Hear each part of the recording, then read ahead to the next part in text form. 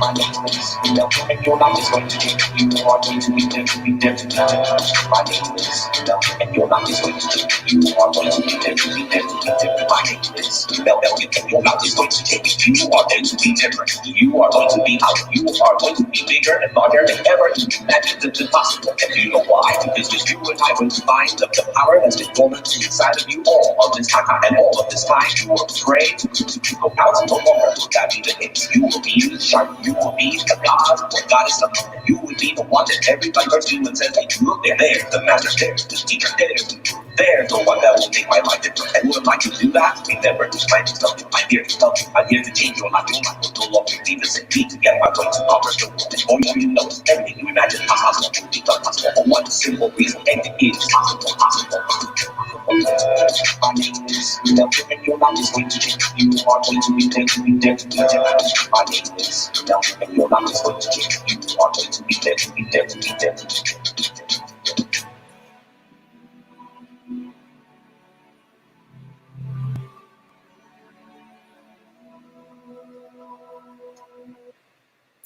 And welcome to another program of Uncommon Sense. Today is Wednesday, and let me welcome to the studio Lawrence Naraini.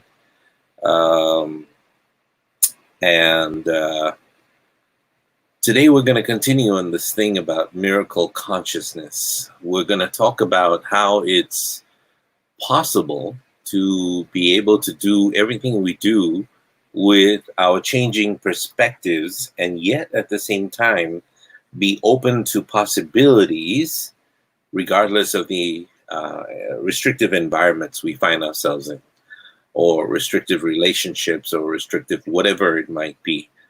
So I want to continue that little track, and if you do miss this what I'm talking about today, if I can summarize it in one phrase, it could be living your life in your hands, living it literally in your hands, so that you are able to learn to control your mind and therefore control your emotions. And by controlling your emotions, you also control the subset of thoughts that come from the emotions. It's a cycle. It can be a productive cycle, or it can be a vicious cycle. It depends on where you want your minds to go. And so this is what we're going to be talking about today. Hey, Mamji, welcome. My mother is watching. Josephine, welcome to the studio as well. And I also wanted to talk to you about how, as it does no good to harvest if we can't eat, it does no good to act if we cannot feel. So I'm not asking people to not feel whatever it is they're feeling or going through. I'm asking you to remain vigilant about what it is you're focused on, so that you can make something happen in the direction of your goals. I'll give you an example. When somebody was asking me how changing my perspective can actually change my life, "I want you to explain this to me," he says. And I said, well, from a psychology perspective, and also from people who teach mindfulness, awareness is another word for mindfulness. When you're paying attention to everything you do, everything that is happening around you, not just around you, but everything that's happening inside of you as well, your perception of everything happening around you shapes the next moment, and the moment after that, and the moment after that, and the moment after that. So every day we face challenging situations in our lives. Ooh, what did I do? Wow, I just screwed up. My whole screen just went. What happened to StreamYard? Are you still seeing me, everyone? Are you able to see me? Because my screen just went like, oh, you know what? It's because I got the cursor in the wrong area. All right, good. I got it now. And bringing the screen back to life. I somehow put my screen to sleep is what I did by accident, because I sent the cursor out to the corner, and I arranged the corner in such a way that this is the corner that launches all of my apps online. on the screen. And this is the corner that puts it to sleep, and this is the corner that runs blah blah blah blah, and many other things. And so I'm trying to make my computer a little bit more efficient. Then I realized that this is the only thing I have right now. And so if this thing dies, there is no more program. There is no more anything. So I'm starting to use the other Mac that's in the other room, and to be able to make that happen as well. My computer just told me that I'm also live now, suddenly, on YouTube. So that's very, very cool. So let's go back. How does changing your perspective change your situation, your mind, your opportunities, everything that happens around you? And I wanted to be able to let you know that your life is a result of everything that happens in your mind. And so as a result of paying attention to this and being mindful of this, your life is a result of everything that you're thinking about, everything that you desire, hope for, everything you're disappointed about, every story you're telling yourself. Your life is literally guided by all of this. So every day we face challenging situations and a lot of decisions in our lives, whether it be regarding schoolwork or work or family or money or relationships. They create stress in our lives. And changing our negative perspective towards these things can make all the difference in the world of coming up with answers. I, as a psychologist, even if I'm no longer working, Josephine, thank you so much for that compliment. Threw me off a little bit. Where was I? I have no idea. Okay. Negative and positive. Let me come back. Negative and positive perceptions. I got to learn not to look at the comments until I'm done with a train of thought. If we have a negative perception about something or perspective about something, and we reframe it or change it in such a way that how we see something positively, and maybe even truly as they are, the truth in our lives, which sometimes can actually be self-limiting. And so when we start to see that, then we can get over it. Then we can extend our boundaries. Then we can give more to ourselves. Then we are able to see solutions where before there were no solutions at all. It's like changing the way you view the world. When you change your view of the world, you change how you feel about the world. So a simple change in how you look at events and occurrences can greatly change or enhance your life. Perspective is all about what you choose to focus on. What you choose to focus on determines how you feel. And if you choose to focus on all the negative things in your life, well, that's how your life will be.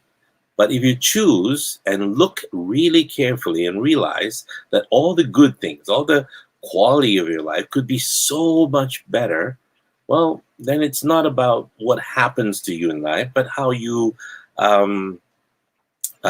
choose to perceive that event or that thing that happens to you, or that person, and so on and so forth.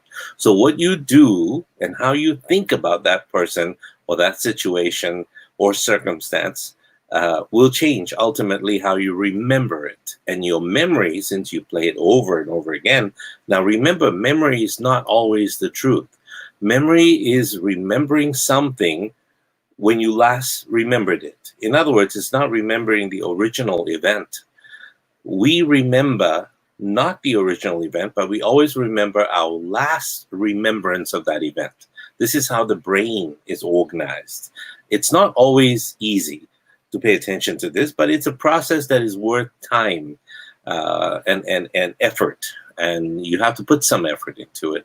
But how you perceive things can mean everything, and you can choose how you perceive anything in your life. For example, I have a friend who had to go on a mission trip to Guatemala, I think it was last year, And the whole experience really made him see that the beauty in the world uh, was immense, was huge.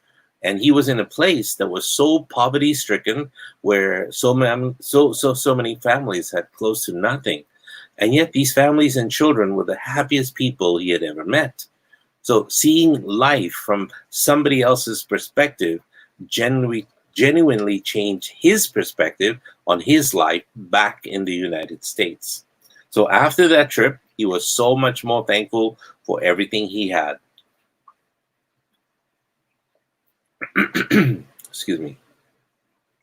Um, he looked at things from a completely different perspective. Instead of dreading the things he had to study, he was so thankful and happy that he had the opportunity to actually study and learn these things in whatever school he found himself in. And he had the opportunity to do something with his life that was more meaningful and involved travel to all these different places and helping the people that needed help.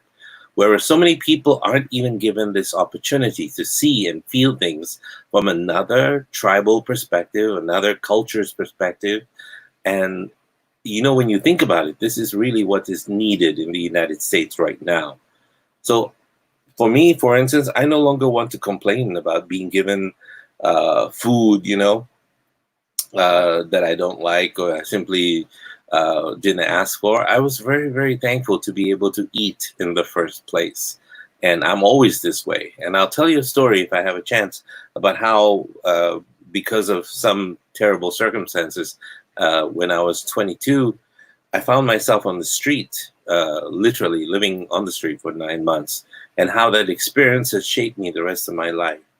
You see, I felt different, when I was back home in the United States. When I say home, I mean Chicago, because that's where I spent a lot of my time. My children were born, 2 kids that I know about were born in New York and that whole area. They live there. That's their home and all of that. But they've had a world traveled experience. So my kids see things from various cultures' perspective.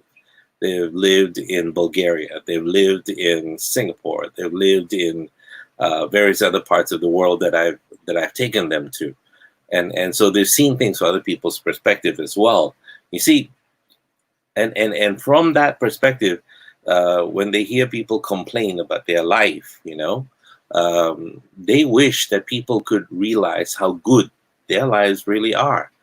Back home in the States, in New York, they live about 45 miles north of New York City.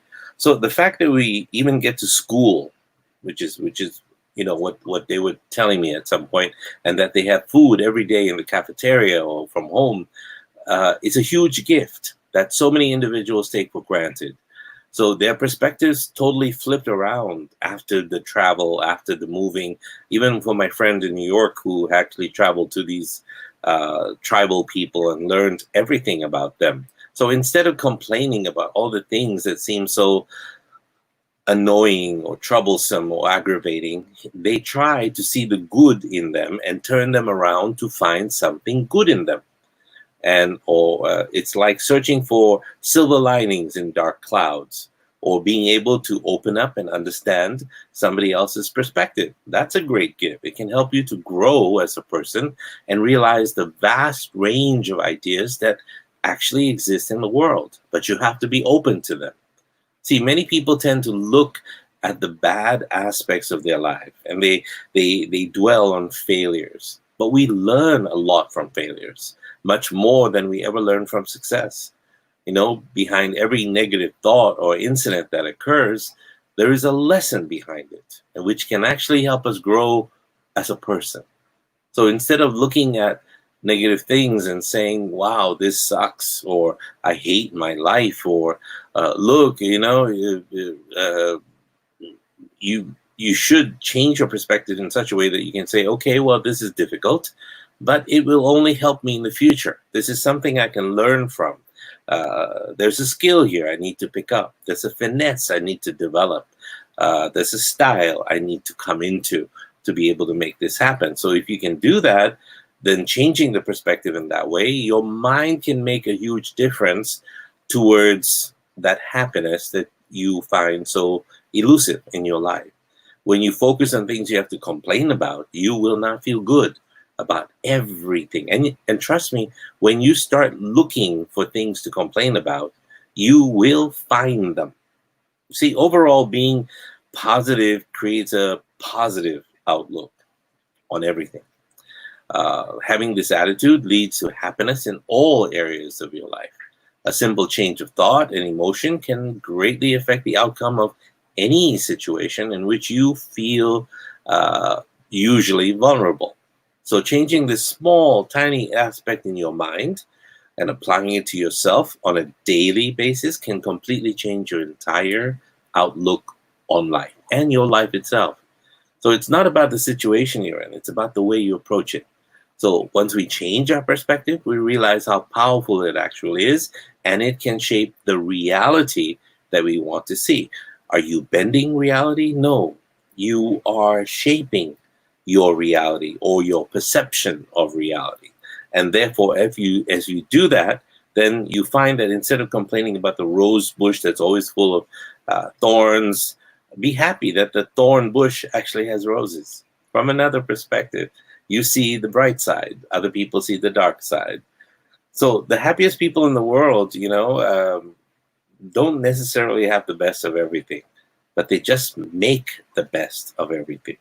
So when you understand that, you'll be able to understand everything that needs to be done. It's a question of changing your emotional habits, what you think about, what you imagine, what you practice. You'll have to do that, and it takes approximately, oh my God, about 21 days, roughly, or so, to change your habits so that you'll be able to change your perspective. And it's also a way in which to do it. So let me teach you some ways in which you can change your perspective, and so therefore at some point be able to take command of your life as well in the same way. So are there 5 different stages you need to know about perception? And I need to teach you that. But before we get there, let me say hello to a few people. Hi, Joe. Lauren says, even though you're not working. Huh? Who's he talking to? Did I miss something? Yes. Nope. Hi, Dr. Mel. Joycelyn, welcome. Shirley Zia is welcome. And Anna, welcome. And be right back. Thank you for telling us your every little move in detail, Noraini. Just kidding. Let me come back to discussing perspectives. You see, there are 5 stages of perception. The first stage is stimulation. It's the occurrence of sensory stimuli on the 5 senses all around you. Basically, this is the part of perception, the perception process that involves contact with a particular person, stimulus, environment, event. And the world is full of stimuli, that can attract your attention to various senses. So we are able to describe symmetrically the sights, the sounds, the smells, the tastes that populate all of our conscious experience. So stimulation includes selective attention as well, selective exposure. And selective attention occurs when, by participating to fulfill your particular needs and prove that particular need is then sated or enjoyed somehow. For example, when friends are talking to you, but you are daydreaming. Now, you won't hear what they're saying until they call out your name.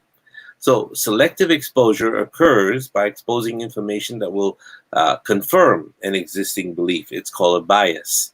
So you will have a bias towards certain bits of information. Otherwise, you will suffer from something called cognitive dissonance. Any other bits of information that don't conform to your idea of reality, you will stream out. So you will pick up pieces of information that are contributing to objectives that you have and having a state of satisfaction. So we're not able to perceive everything that is happening around us simultaneously. It's very difficult. And you'll have to build yourself to a level of mindfulness or consciousness to be able to make it happen. but we tend to engage in very selective perceptions, perceiving only positive things. For example, after buying a laptop, you tend to read more online or ask people about the product that you bought, whether it's good or not, because we want to tell ourselves and we want to hear from people that we made the right decision, and we want to avoid all negative feedback. So if negative feedback does come, we tend to want to shove it aside and not pay attention. So after you get your stimulation for your environment, internal or external, then there's another thing that shapes your perspective. It's called organization.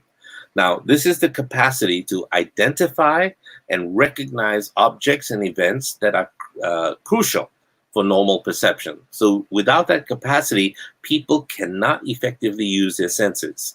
Perception, which is organized by rules and schemata and scripts, are necessary for you to be able to put a frame around everything in which you experience. So sometimes you might organize the stimuli that comes at you, all the perception that comes at you through your five senses.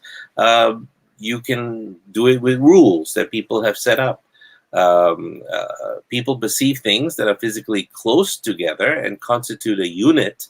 And so as a result, all of it tends to cluster. So we have our perceptual frameworks in our minds work with clusters of information that are bent towards the reality that we think and we feel should be what surrounds us. I hope that made sense. Because you see, people develop schemata from actual experiences, as well as this various vicarious experiences from daily activities, from watching other people like actors or actresses do what they do, or by reading a book that a writer wrote, or sometimes by gossip and hearsay that they pick up from somewhere. So you see, some familiarity is represented in mind will be some kind of a schema that people have. So this would helps your perception to put it into categories or a number of categories, because it may cause perceptual errors unless you put them in those categories, because these influence your perception of non-existent things, or then you start to miss seeing things in their presence. That's why when we talked about opening the third eye and everything like that, you have to develop your ability to pay attention to your surroundings. Why would you want to open your third eye without your two other eyes working? I mean, come on, pay attention to your environment so that you can pay attention to what is real and what is happening around you.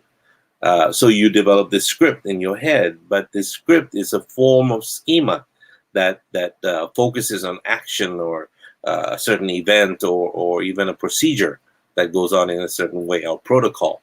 So it's a process of how we behave and how we organize it that makes our action somehow organized by a pattern. And so therefore you find that people have interpretive patterns.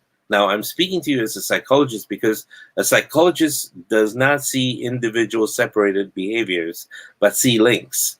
And so I've said this yesterday to a person who spoke to me, that it's very difficult for psychologists to become psychologists to people who they're close to, relatives, lovers, friends, husbands, wives, whatever the case might be, because the perceptual order of things of that person does not involve a stranger giving you advice and being paid to take care of your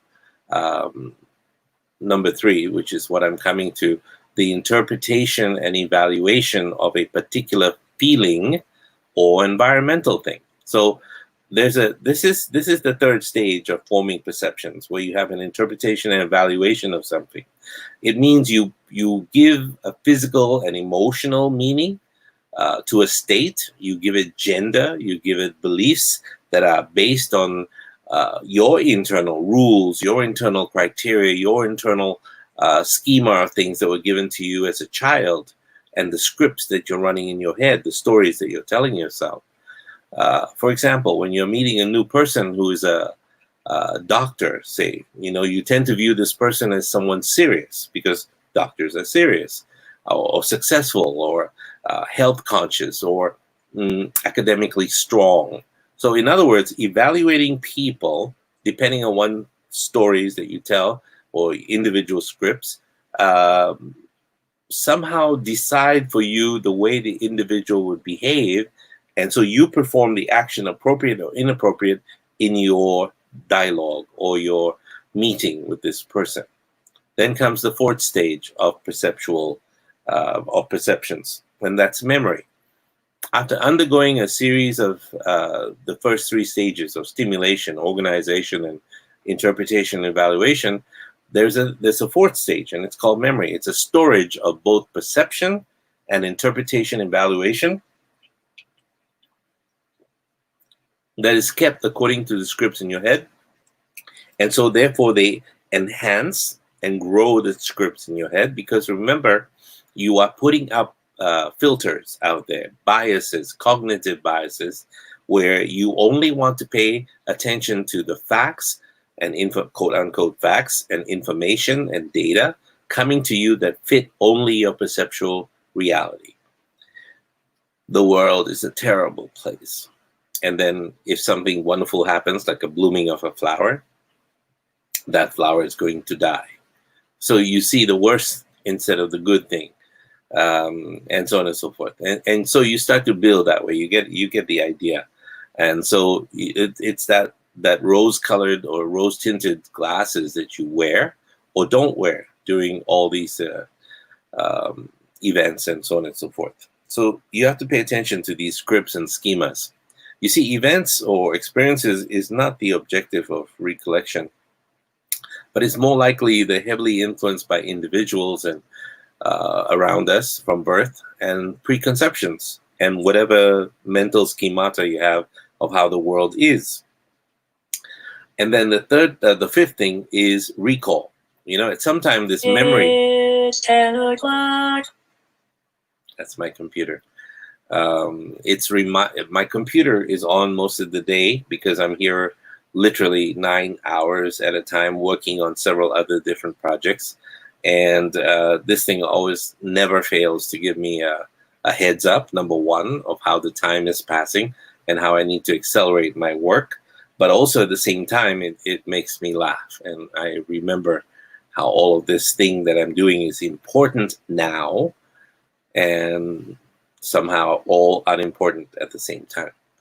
So recall of these memories is based on a selection process that's, again, based on your past programming, based on your expectations, based on your so far perceptual biases of the world that's happening around you.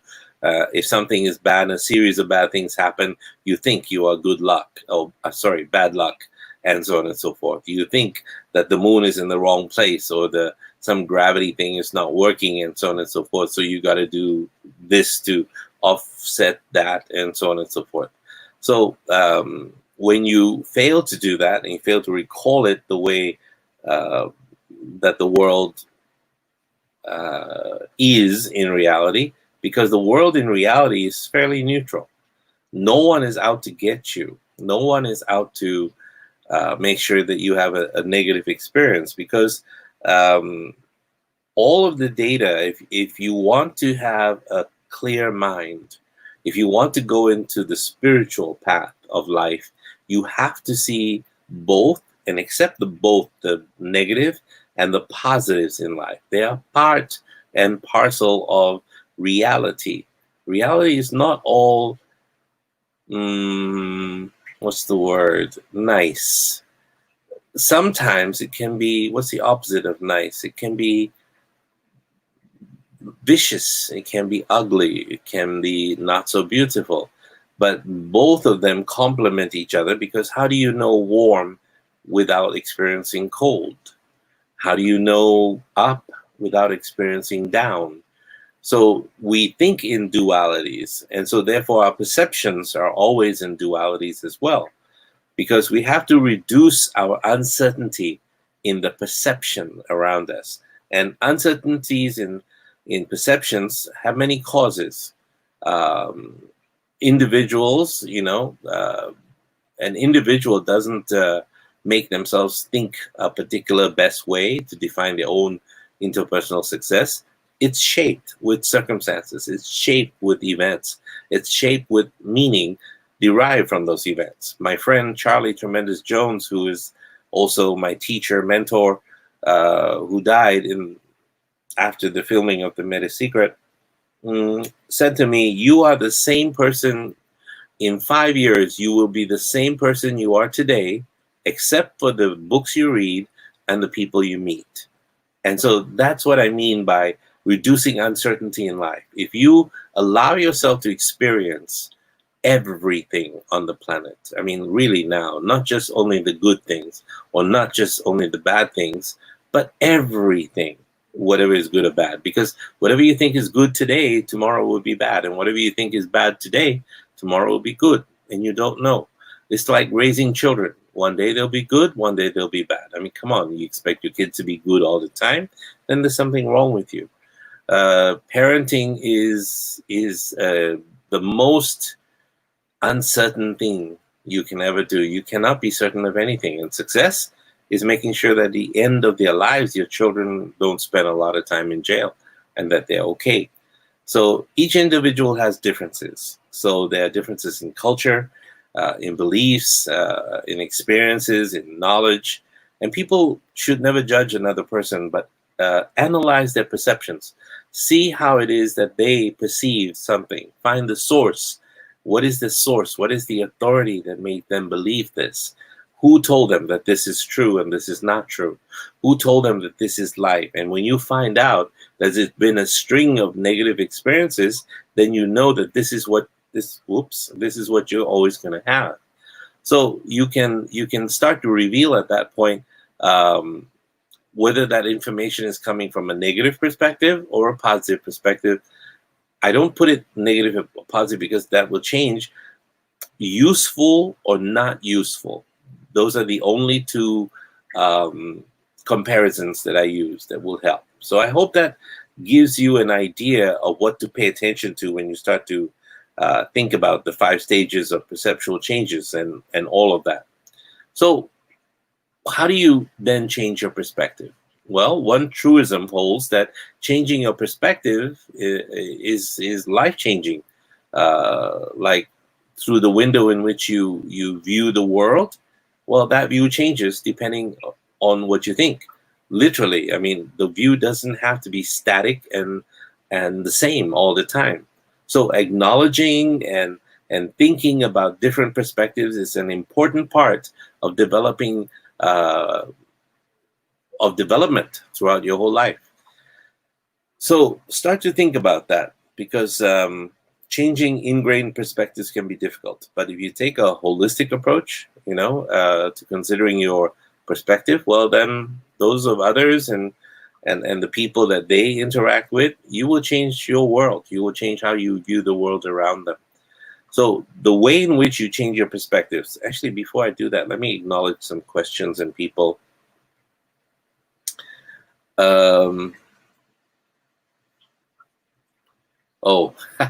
Lawrence. Yes, I lost my train of thought after it's been a while since I got compliments. I've forgotten what compliments are. And so I never had a chance to respond in kind. So it becomes a little bit difficult. I need a tissue very badly.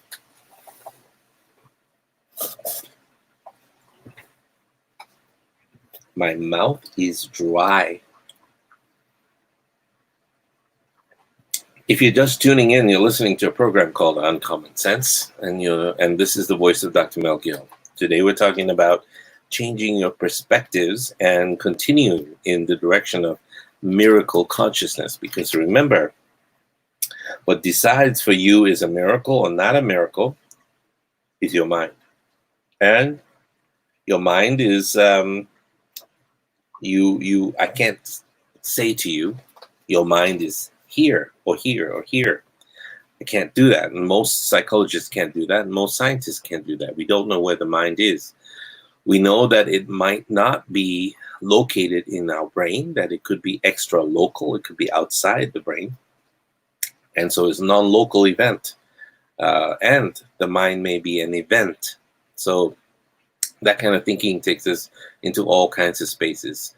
But today I'm talking about how changing your perspective can make you feel happier, or change your perception of a particular thing that happens. If you have any questions for me, please write them down in this note, or on Facebook, which I'm tuned into right now, and I'll be able to answer.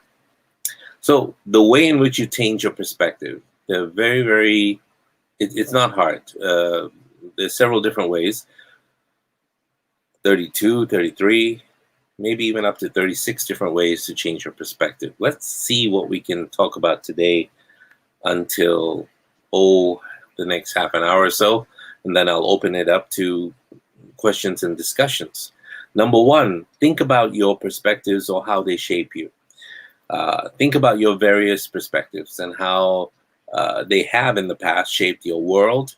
Write them down. Don't just think about them, but write them down as you think about them, and considering these views, will help you to start to make proactive changes in your life as well. So Joycelyn Bakaran says, that's what I told to a colleague who opened up a dilemma in parenting. It's a difficult time for her and his second. I'm sorry, Jacqueline, I have to read it here because it doesn't, Facebook cuts it off. It's I spent 20 minutes counseling her after work with her as she suddenly mentioned in our conversation. What did she mention? Okay. I didn't get the point you were trying to make. So could you say it in one sentence? What is what you told to a colleague who opened up a dilemma in parenting? Maybe that would help me too. Or if you have a question, just ask me, and I'll be able to help you at the same time. So the way in which you think about your perspective, I want you to list your perspectives on a piece of paper right now, so that it's easier to see and think about them. You can also make notes or comments on everything I'm talking about today, so that you, on the side of your notepad, I hope you have a notepad or a piece of paper, so that if you have questions, you can go back to them, and if you need clarity, we can also be a little bit clear about it as well. Be very honest with yourself about your perspective, so that it's easier to make these changes. You also need to think about how these perspectives shape you as a person. Do they tend to make you a negative person, or make you less likely to take risk? For example, if you believe that a woman can't be the head of a state or a CEO of a company, acknowledge this perspective, and then consider how it influences and shapes your world, you, in every aspect of your life. You may discover that your perspective is clouding your judgment of all women. Now remember, you're not sharing this with anyone. This is only for you. Write them down. Don't think about them so much, because when you have them on a piece of paper, you're able to deal with them more effectively as well. Number two, evaluate. While you're evaluating your perspective, you need to consider the source of that perspective. You see, your perspectives form throughout your life, and they're always based on factors like family or education or culture and life experiences. So considering what influences your perspectives may help you to reformulate these perspectives. Your life experiences include things like illness that you've had, travel that you've been lucky to do, jobs that you've done, religion, politics, and your television, everything you watched, everything you read. Like my friend Charlie had said, your reading habits inform your perspective, and they broadening that causes the broadening of your horizons with all your other experiences, and may also help start change your perspective on them. And the world around you seems to then at that point become wider. So the people with whom you surround yourself include family and friends. They influence your perspective or yourself and your life. So confining yourself to certain people or types of people may actually hinder your ability to change your perspective. So education and learning, they have a significant impact on your perspectives, and not keeping yourself continually informed can keep your perspectives from developing at the same time. Number 3, envision how your life would be if you change your perspective. So once you've written it down on that piece of paper, once you've had a chance to see it and think about it and write it down, what informs them, people around you and yourself, how your life might be different if 1 or 2 or 3 of those perspectives you have are different. So this may actually help you to see not only the benefits of changing your perspective, but may also begin to change the perspective themselves. Try this simplest exercise of doing a handstand or laying on the grass and looking up at the sky. Now, both exercises can help you notice that life is not linear, that there are many different perspectives from which to view the world, upside down or from the bottom, looking all the way to the top. Because then you start to see clouds. But then again, psychologists like myself would ask you, what kind of shape do you see? The sky becomes your Rorschach test, and we start to see where your mind is stuck in certain places, or is perpetually seeing things only in one direction. So you need to ask yourself creative and deep questions about the world, and consider what if questions, because that's important too, to help you see how changing your perspectives can change you and change the world around you. For example, think about what might happen if you believe that women can be heads of states. I'm talking about the chauvinists out there, like a certain person who happens to be the head of a certain country that's in riots right now. In the United States of America, the greatest unrest since the last time there were racial riots in the United States, the civil unrest, this is greater than that by a factor of 10. And it's worldwide, supporting the Black Lives Matter program. So if you're a chauvinist like that guy, how would changing your perspective on women, instead of seeing them as weak, instead of seeing them as disabled to be able to do various leadership roles, when you start to explore history, you begin to realize that some of the best prime ministers in the world, some of the best leaders in the world were women. Golda Meir, who was running Israel for the longest time. What a wonderful leader she was. Indira Gandhi in India, Bandaranaike in Sri Lanka. I mean, there's so many perspectives, and I cannot even begin to tell you how powerful they were, because they were not testosterone poisoned like most of the men are. So while you evaluate your own perspectives, you need to do another part, which is considering the perspectives of other people around you, because you're not living in a world of your own. So acknowledge that other people have different perspectives than you. Every person has their own perspective and opinions that are formed based on their experiences. And acknowledging that other people have perspectives that differ from yours will help you to be more holistically well-rounded in considering your own views and begin changing your own views.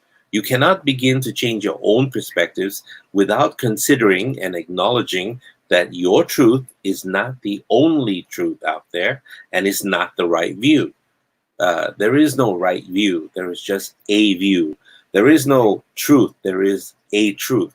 And the minute you begin to realize this, then you head to the direction of enlightenment.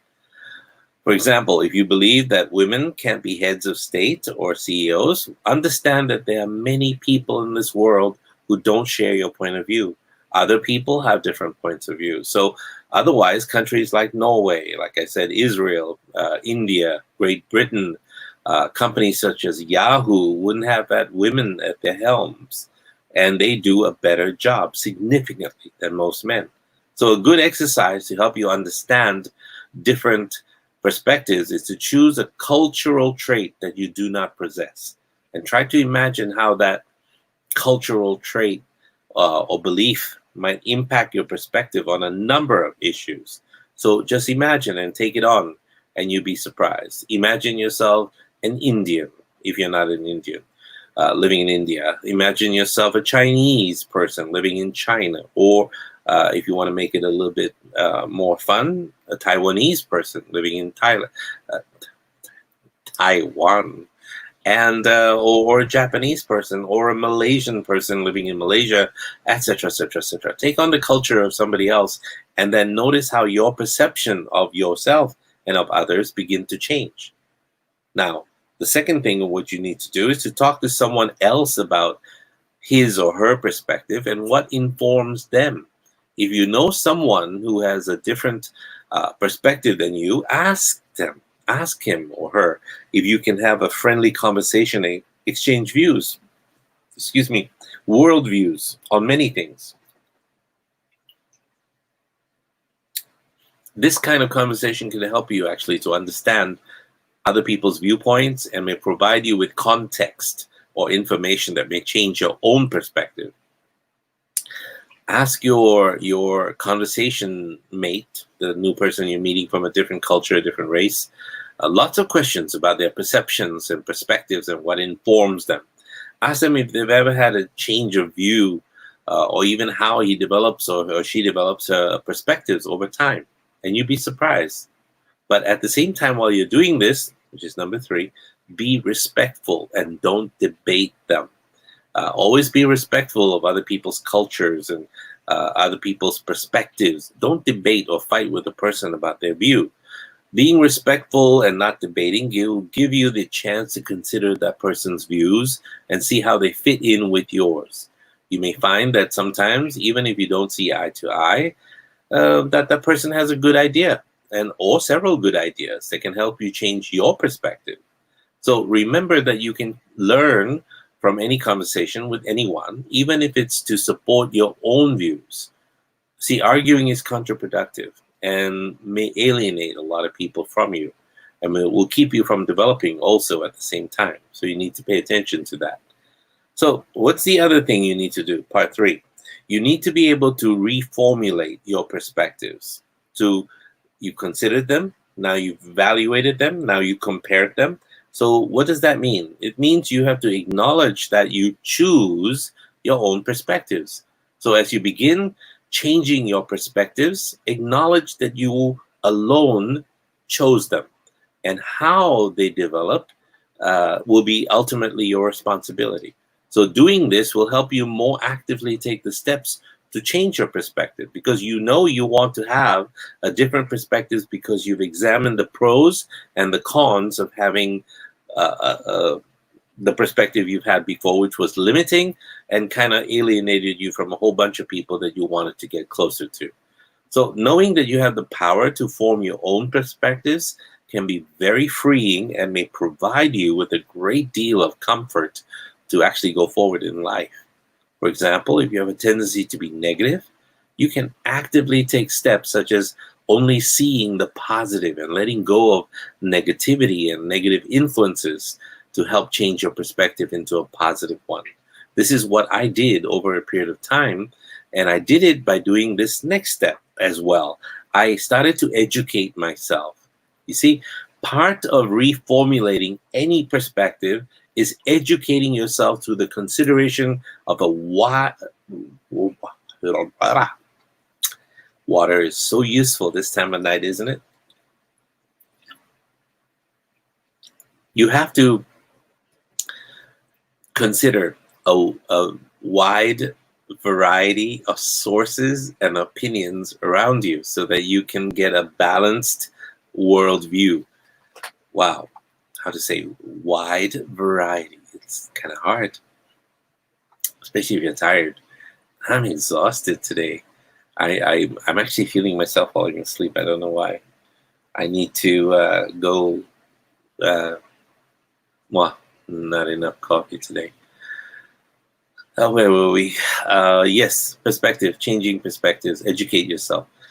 Without knowledge, you can't grow or develop. And educating yourself by reading books, like Charlie Tremendous Jones said, you're the same person you are 5 years from now, except for the books you read, the people you meet, and the films you watch. I'm going to add that in, Charlie. I'm sure he's going to be okay with that, because YouTube has become now the university of choice for a lot of people. And so when they want to learn a skill, or they want to learn about anything, they just type in, not just with Google, they actually type in on YouTube, and they learn how to do this, that, the other thing. I'm supposed to download about 2 days worth of filming that I did in country to the right of me, Philippines. And it was lost before because an old employee did not give it to us because they were pissed off that they were fired. And so all of that teaching, which came out on the spur of the moment and from inspiration, was kind of lost. So luckily the photographer found it and sent it to me. I had to send him some money so that he can buy some space on his Google Drive to be able to make that happen. But you know what? It's a good trade, and it's irreplaceable. And the knowledge that was there is very useful as well. Sometimes I find myself not able to deliver the same amount of information I want to deliver unless I have a large group, and then I don't know where it comes from. Everything just comes forward in little discussions like this. It's useful, but has its limitations as well. I don't know why. It's the energy of the people you're talking with. Like Charlie said, without knowledge, you can't grow, you can't develop. So you need to start educating yourself broadly about everything, and this will help you to most effectively reformulate all perspectives that you've ever had in your life. An educated person, man or woman, is a person who has a lot of opportunity to become happier, because as they're educating themselves, they begin to realize that they can't take their worldview seriously, that they have to notice that whatever worldview they have will evolve, will change with time, will evolve and change with circumstances, will evolve and change with the people that they have in their lives, will evolve and change with their age as well at that time. Because when I say age, I don't mean it's the growing older part, it's the wisdom part. You've been through so much, you've failed so much, as I have failed so much in everything. Probably more so than most people, because I've lived 7 lifetimes in one lifetime. I get bored easily, so as a result, I write 157 books. So I never allow myself to sit down and just listen to one perspective unless I want to fall asleep. Then it's okay, because it's quite narrow and it doesn't do what needs to be done to engage this brain. It's a little bit tough. You can use a variety of sources, like I said, to educate yourself. You can use YouTube. You can use so many, Khan Academy, Coursera, many different things out there, Udemy, and a few others that you can educate yourself with. And the price is not expensive at all. In fact, you're going to find the collapse of most universities after this, because people are looking for skills. They're not looking for pieces of paper anymore. Taking classes, like I said, online, reading your own books if you want to, your own reading lists, and traveling. Traveling is amazing. I decided many years ago, 7, 8 years ago, to take my children into a completely different country than what they've been used to. In almost every country they've been in the world, people spoke a lot of English, so they could get by. But when I landed them in Bulgaria, more specifically Varna, not a lot of people spoke English. Now that's changing over a period of time, because people are educating themselves. And so to be able to talk to another person, they have to pick up Bulgarian. And so they have a rudimentary use of it, and they can have some kind of stigmy little discussion of sorts, like me. And I think it's just enough to order food and just to get by and to say hello, because the new information that they pick up enhances their brain at the same time. So if you educate yourself and keep on educating yourself, learn a new language, which is what I'm doing right now, 2, 3, 4 languages I'm learning at the same time. It makes your brain become more effective and also starts to develop significant cross-wiring of your brain so that it starts to become more effective in solution-based therapy and solution-based stuff. So the new information that you have will always change your perspectives. Now, I told you before to take classes or participate in continuing education activities, because when you continue your education and training throughout life by taking these classes, whether they're at an actual university or an online university, or getting additional professional training, because that particular thing will help you if you're a coach or a seminar leader, or you happen to be a public speaker. And now everybody and their mother, you see, the thing is, 1991, I began the first, that's 20 plus years ago, I began the first master trainer program so that they could have more charisma, more power on stage, and created some of the world's best speakers all around the globe, including the United States, and opened up opportunities for them to spread themselves out as well. Now everybody and their mother is doing a Train the Trainer program, from my buddy Harv Eker, to who's also in my movie The Meta Secret, to Jay Abraham, to also in my movie Jack. Everybody you can think of is all already running these programs. Lisa Nichols is running one of the best programs as well. So is Mind Valley, so is Eric, who's also teaching them about Wild Fit and many other things. So these people are all out there to teach you how to become a certain way, or to become what it is you want to become, better than you were before, and so that you'll be able to have these skills to go forward. You, by attending these lectures or seminars or all of these programs online even, in fact, if I'm not mistaken, most of the universities, in response to COVID, and we're talking Harvard, Cambridge, Oxford, are now offering courses for nothing, for free, online. Look it up. Go to Google, look for free online courses from Harvard, Princeton, some other Ivy League place, Brown University, so that you can attend courses. And would it be great if somebody said to you, asked you, said, "Hey, what are you doing now?" I said, "Oh, I got some courses I have to attend online." "Oh, really? From where?" "Harvard University." And really, all you're learning to do is pick needles and tear beetles apart. I don't know what programs they have. I haven't seen it, so I don't have the time. See, training and this type of developmental advancement of your skills comes from practical experience and can be very valuable in changing your perspective. But you can't go into practical experience unless you have a knowledge base from which to start, and then you begin from there. My friend Charlie, I told you, said you are the same person.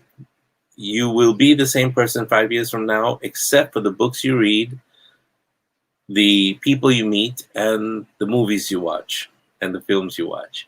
So I want you to read a wide variety of media sources, books, libraries. Reading a variety of all publications, journals, will help expose you to different opinions and different perspectives. They can actually help you to reformulate your own perspective in a very, very real way. But make sure you consult different kinds of media, like newspapers and magazines, websites and books, but make sure they're not related, that they all don't go back to the same owner of the companies, and so on and so forth. So you need to make sure that the various perspectives expressed by the people who write the articles, etc., are really wide perspectives, and they don't have one narrative that they're talking about. For example, if you read something from a liberal politician or news source, then consult something from a more conservative, politician or news source, to see both perspectives of the argument. I told you before, you change your perspective by traveling as much as you can, because when you take the opportunity to see as much of the world as you can see through traveling, it will show you that the world, even if it's a nearby town, it doesn't matter, is multifaceted and has many different perspectives. And this in turn will let you realize how plastic and malleable your perspectives really are. So traveling to foreign countries will best keep you xenophobic as well, and keep you from being xenophobic, and you start to expose yourself to recognizing that the whole world is filled with a lot of people with very strong opinions, and that if you could be malleable and you could not warp, what's the word, morph into, like when I'm in Bulgaria, I'm thinking, talking, feeling, eating like a Bulgarian. If I'm in Singapore, I'm thinking, talking, eating like a Singaporean, which is not a good idea because that's all they do here is eat. When I'm back in the United States, that's when I choose to be confused. Just kidding. But you know what I mean. If you are on the East Coast of Singapore or you're in the United States, East Coast is different from West Coast.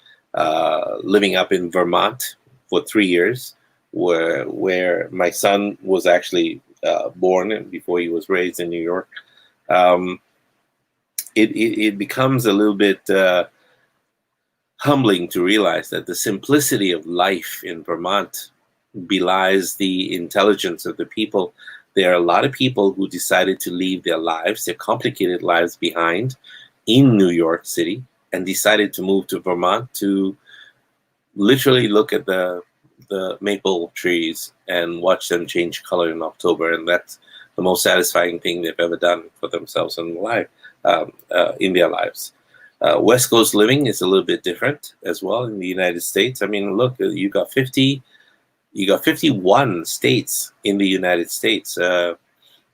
Hawaii counts as well, 50th state, and Puerto Rico, Iraq, Libya. How many more states do they have? I don't know.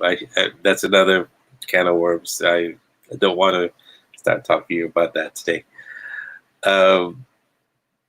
Only to say that you should engage in politics for fun, because politics are inherently something in which people express different perspectives, and they're married. A lot of these people are married to their perspectives. Engaging in politics or the political process will expose you to different perspectives and can help maybe change yours as well. In Singapore, it's monotone because there's only one party, really. Everything else is just doesn't exist. So consider taking part in the politics, say, of another country, which I've done. I did that in Bulgaria when they had massive protests. I was on that. I was participating and helping as well from my perspective as a quote-unquote famous writer. I gave my perspective on radio and television and told them what I think and what I think the people believe and what the people deserve, etc., etc., etc. At that time, they were really being taxed very unfairly and so on. And I think there was a lot of mafia influence, so on and so forth. I also took part in the politics of Thailand, where my publisher was responsible for the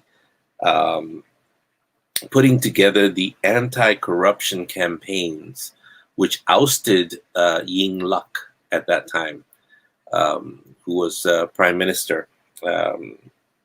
And I was part of that, and a significant part of that as well.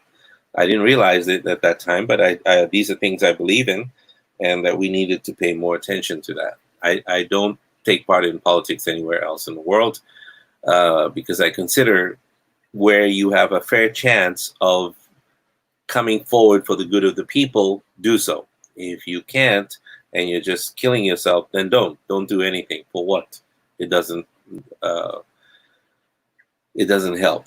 And if you're in a jail somewhere, it's very difficult also to help anybody. So it becomes very difficult. So consider taking part in safe politics, if you will, or vote. Please, for God's sake, vote. Because and be safe about how you vote as well. Because when you start to take sides in a particular thing, you need to be able to change perspectives.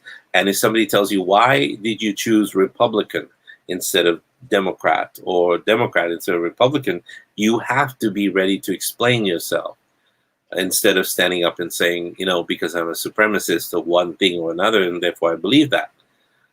How else can you change your perspective? Well, you could volunteer, or you could help other people as well. Simple acts of kindness and helping others can do wonders for your attitude. Oxytocin flows through your system. Excuse me. Oxytocin flows through your system. You feel good about helping others. Other people feel good about being helped. And even people watching acts of kindness and love and of civility also find the oxytocin levels rise. So when you do good and you're kind to people, it can actually also distract you from your own problems, and they can actually generally make you more positive. So sometimes if you want to consider, volunteering, maybe at a hospital or hospice or somewhere where people can use your help, soup kitchen maybe, to help the poor. So realizing that you are healthy and have the means to support yourself will change your life in terms of perspective by doing this, because you can help to actively choose to get rid of negativity in your life. Compare what you have to what these people have, who really don't have much. So what are you complaining about also at that time?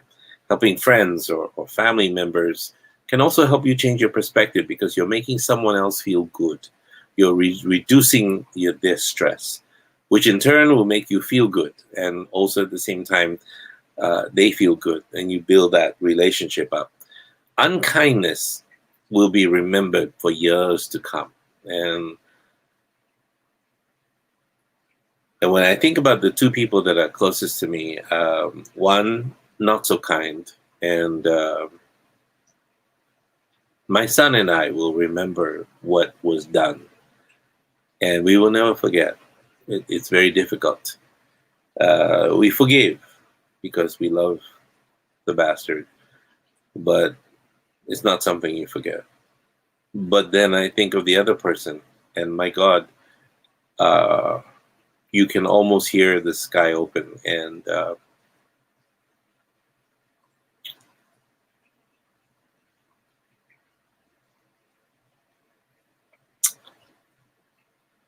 I don't know what I'd do if he wasn't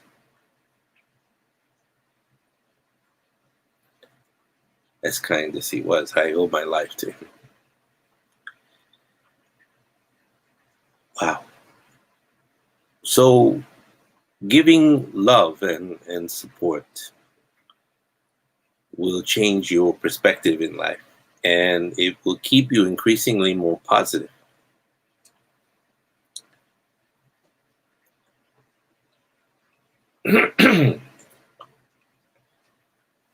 Excuse me, sorry. So anyway, you have to incorporate new information as well as the perspective of other people, of course, not just by reading. So as you begin to formulate your new perspective, more useful perspective, make sure to incorporate everything that you've learned through education, through experience, through talking to others. You won't be able to develop or change your perspectives without this valuable information. It allows you to see the big picture and focus on developing well-rounded views as you incorporate this new information. So understand that you don't have to completely believe every person's viewpoint. You don't have to accept their viewpoint. Just listen with a broad mind, with a broad perspective and open mind. You can pick and choose what you like, of their list of perspectives based on what you've learned in your research.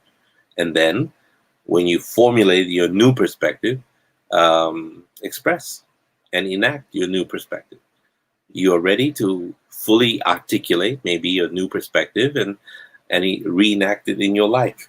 And this will not only reinforce your new perspective, but it will also signal to others that you've changed too, and that you are open and willing to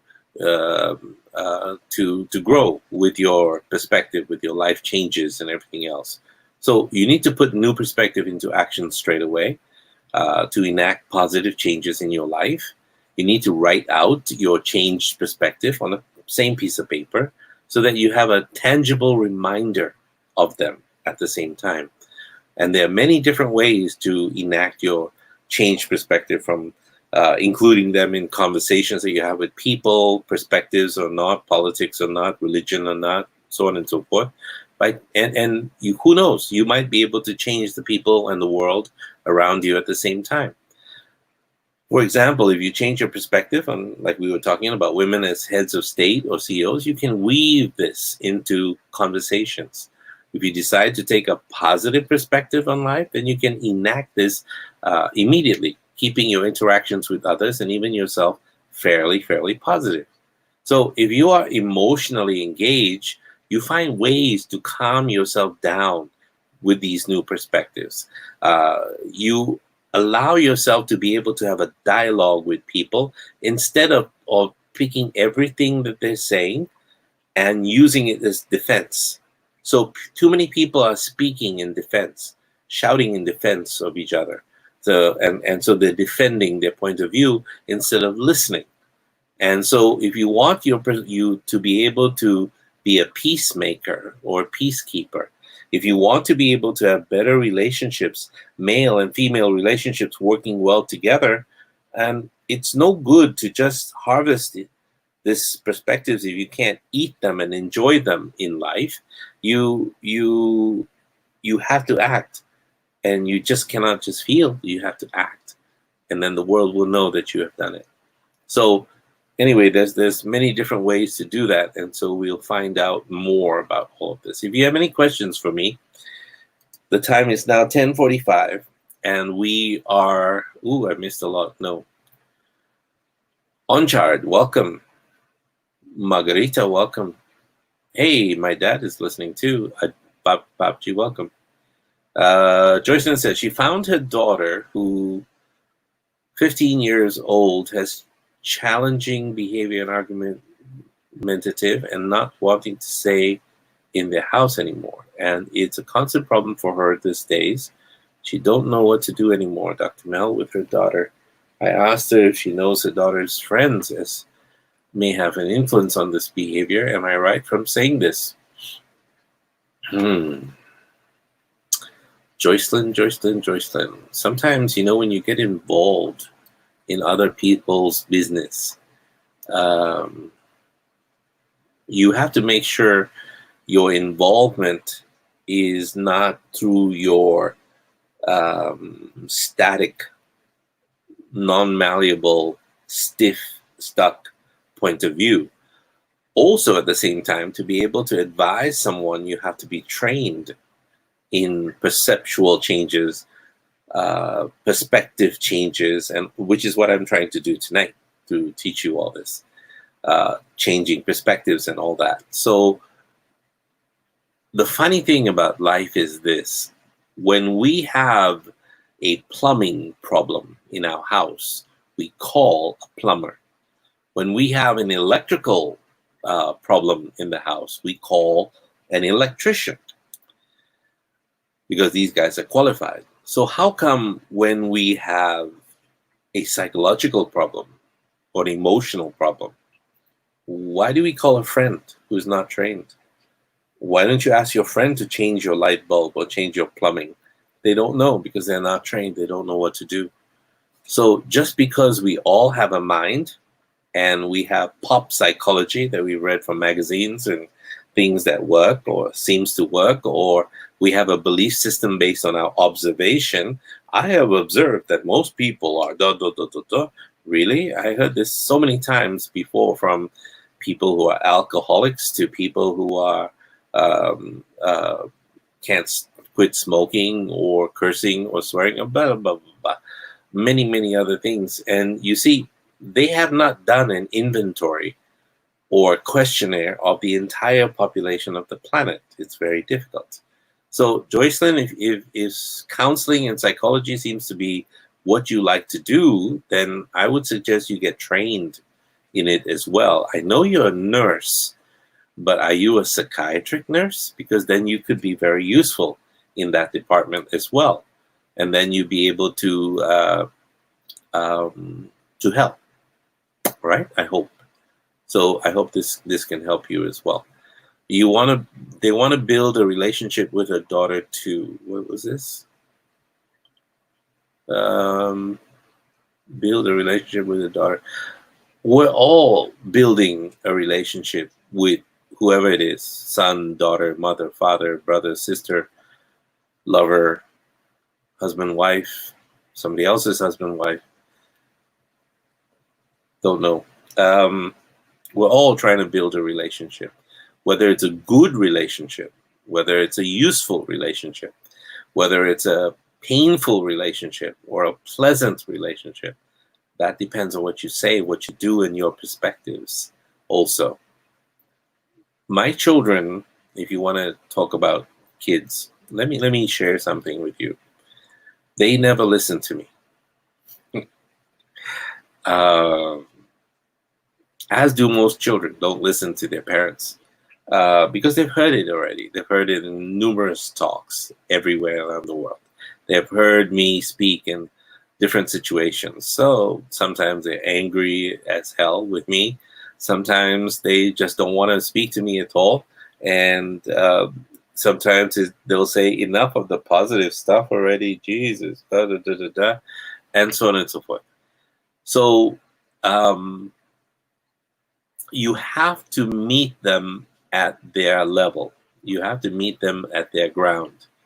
This is the first thing we do when we try to counsel anybody or we're asked to be involved. Usually we don't get involved until we're asked to.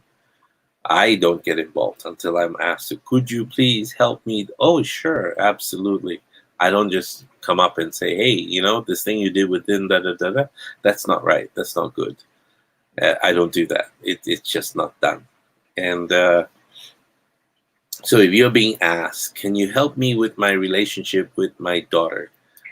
First thing you say is, I'm not trained to do this, but perhaps I can help you by suggesting, bum, bum, bum, bum, bum, bum, bum. And so they'll be able to do something as well. I don't know if that would help you or not.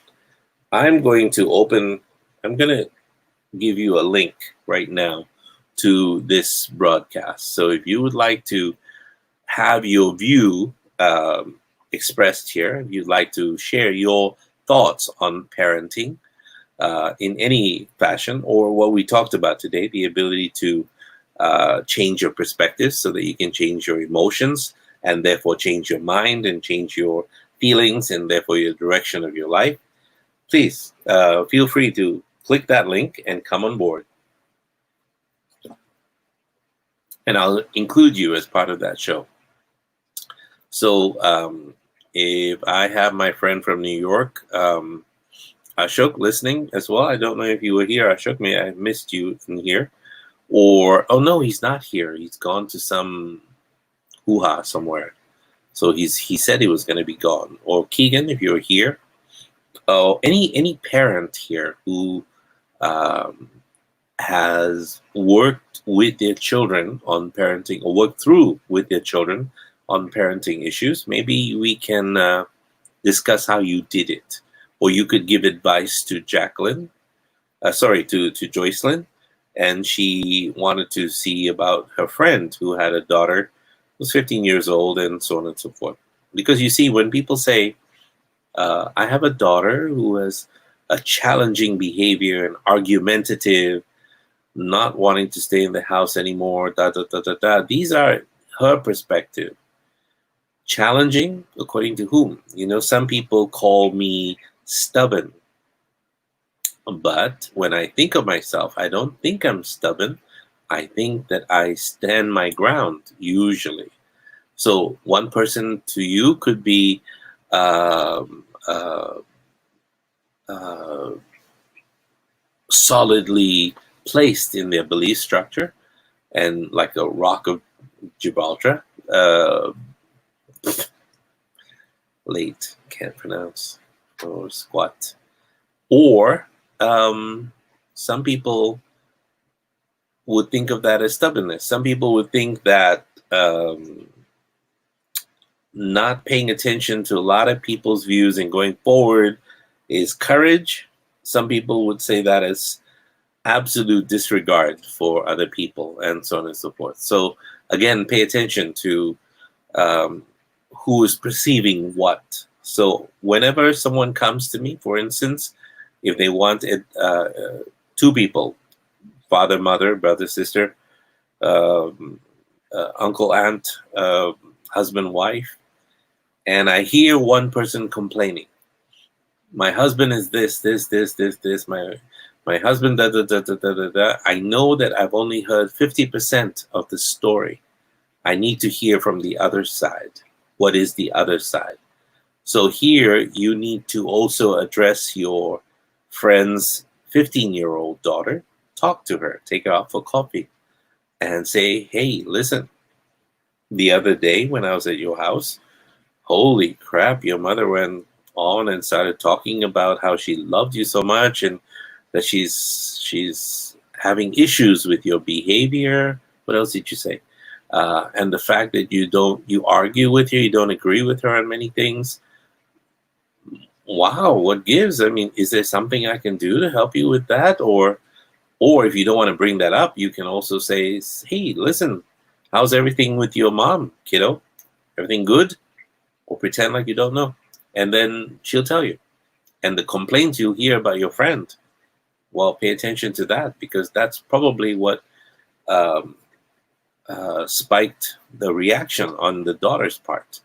So always don't imagine that somebody's bad because somebody says they're bad. It's their perception of them, so on and so forth.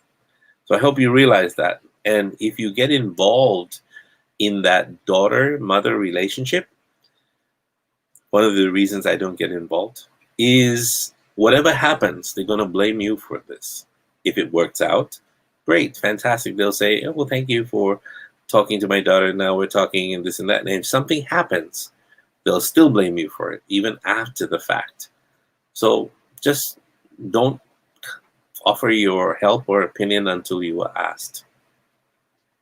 How many psychologists does it take to screw in a light bulb? One. But the light bulb must want to change. I hope that helped you. If you have any questions for me, now we are coming on to 10:50. Another 5 more minutes before my computer speaks up and does, in a very funny way, tell me it's 11 o'clock. If you want to be on this stream, please click that link that I just sent you on YouTube and also on Facebook. And I'll be able to answer your questions live, and you'll be able to share your thoughts at the same time. I'll wait a few minutes for you to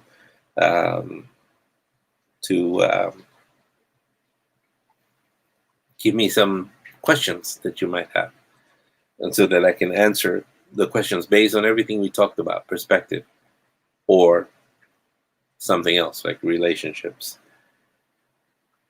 And if there are no questions, I'm going to call it a day.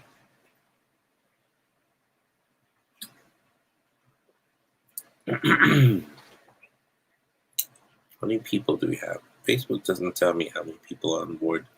This thing says 13. That's very funny. Sometimes we come up to about 25 people, sometimes to about 30, but I'm not doing anything to promote this as well. I'm hoping that you guys would be able to help me put it on your pages and stuff and let people hear to be able to solve that. And the next program will be on Friday, this coming Friday. So Uncommon Sense, while I'm waiting for you to ask your questions, is broadcast Wednesday and Friday every week until further notice. And when I start to get the programs ready and we start to take everything worldwide, we will then broadcast every day. But they'll be mostly pre-recorded, and we'll have a lot more elements of learning and study that you can download ridiculously anytime you want. Free, of course. And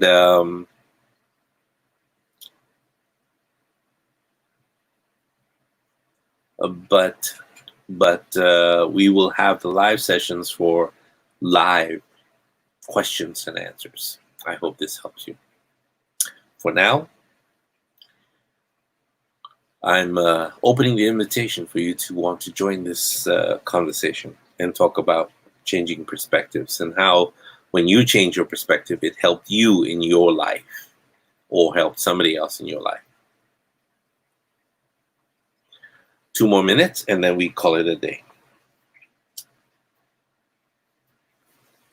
Wow, no questions. Let me see if I'm having this to be refreshed. It's one of those nights, Wednesday. We call it hump day. And so nothing.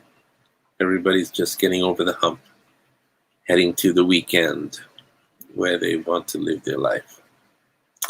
All right then, let's call it a night. Thank you for listening. We will continue discussing this on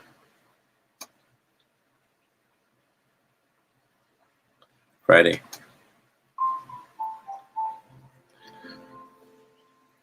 I said earlier that when we live in our hands, your mind will learn to bow like the roots of a tree that is growing all the time. And the tree is the expression of what it is that you are rooted in. Your heart, your soul, your experience, your life, your perspectives are all the roots that have taken hold in the ground. And the tree that comes up and is seen by everybody above the ground, well, that tree is 11 o'clock. That tree is the expression of everything that you have ever imagined, thought about, dreamed about, hoped. It's the water that feeds your roots. It's the experiences that you have every time. I remember several years ago when doing a seminar in New York City, I encountered, this is more than 20 years ago, I encountered a very angry young man who had just seen a woman in Central Park mugged.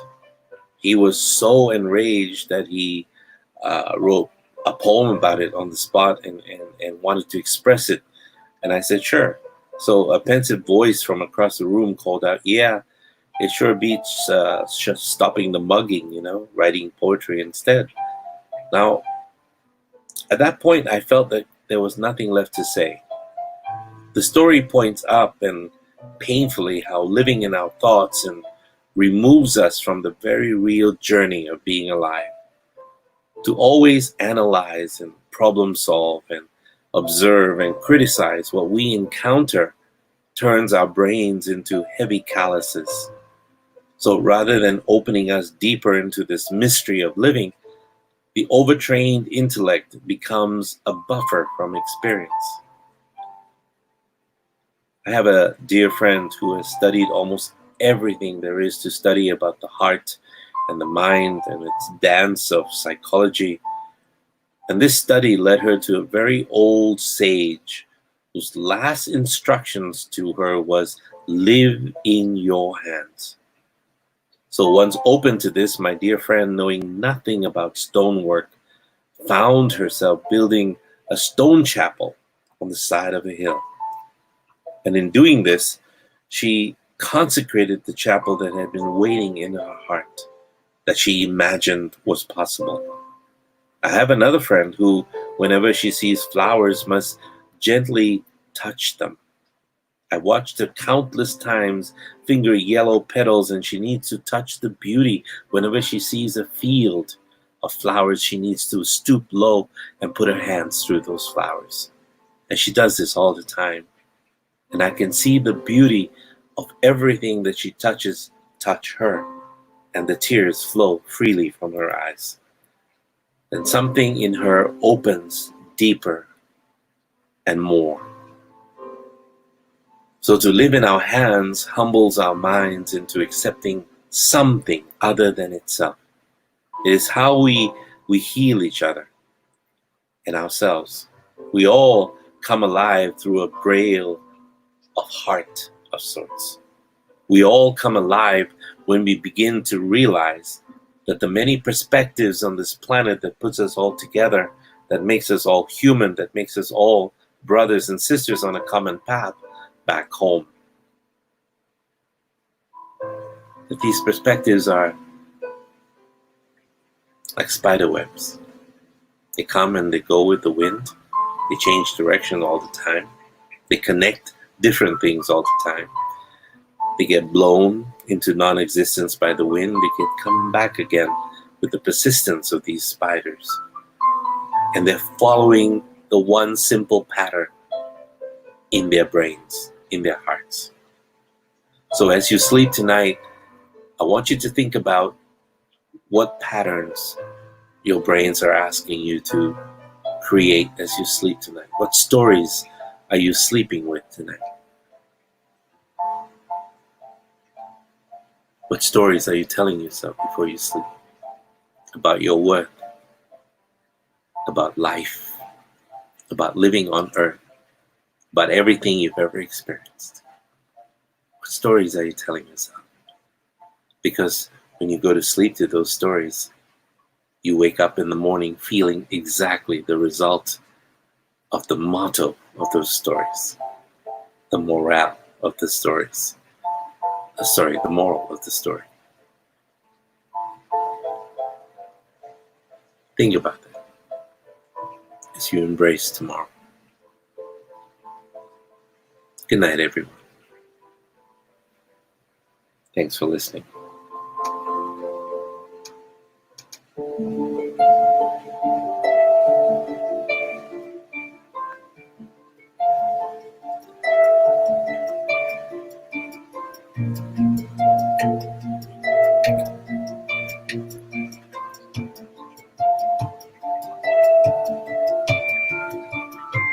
Thank you, Lawrence. I will. Thank you, Jacqueline. I will.